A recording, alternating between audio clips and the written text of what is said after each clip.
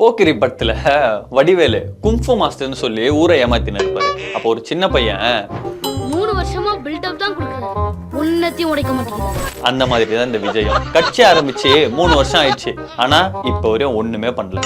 திடீர்னு வீட்டை விட்டு வெளியே வருவாரு, 5 நிமிஷம் பஸ் மேல ஏறி எதையாச்சும் பேசிட்டு இந்த நத்தைக்கு எதனா பிரச்சனை வந்தா ஓட்டூர்ல போய் பூந்துக்கல, அந்த மாதிரி பனையூர் பங்களால போய் பூந்துப்பாரு. இதுதான் இவரோட அதிகபட்ச அரசியல். கட்சி ஆரம்பிச்சாச்சு, தன்னோட தற்கூரி ரசிகர்களை வச்சு எப்படியாச்சும் முதலமைச்சர் ஆயிடலான்னு ஒரு பகல் கனவுல வாழ்ந்து நின்றாரு. மத்த கட்சிகளை கூட்டணிக்கு வர கூப்பிட்டாரு. அதுவும் எப்படி கூப்பிட்டாரு தெரியுமா?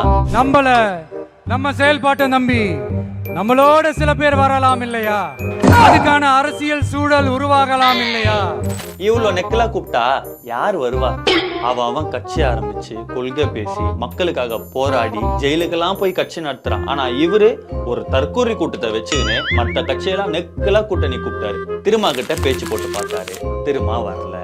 காங்கிரஸ் எப்படியாவது நம்ம கூட வந்துருவாங்கன்னு நம்பின்னு இருந்தாரு, அவங்களாம் வரல. சரி, கேப்டனை பத்தி நம்ம பெருமையா பேசிட்டோம், தேமுதிகவாவது நம்ம கூட வருவாங்கன்னு நினைச்சாரு, அவங்களும் வரல. அட்லீஸ்ட் டிடிவி தினகரனாவது வருவாருன்னு எதிர்பார்த்தாரு, அவரும் வரல.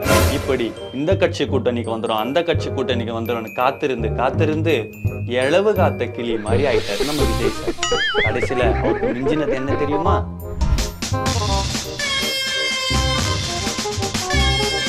தொண்டர்களையும் வலுவான கொள்கையும் வச்சுக்கிட்டு அரசியல் கூட்டணி முதலமைச்சர் ஆகிறதுக்கு கனவு காணலாம். ஆனா இந்த தற்கூரி கூட்டத்தை வச்சுக்கிட்டு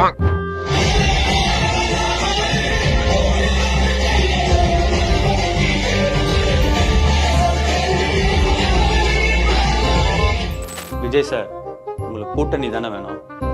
புசி ஆனந்த வேணா ஒரு கட்சி ஆரம்பிக்க சொல்லிட்டு அவர் கூட கூட்டணி வச்சுங்க, கான்பிடென்டா இருங்க.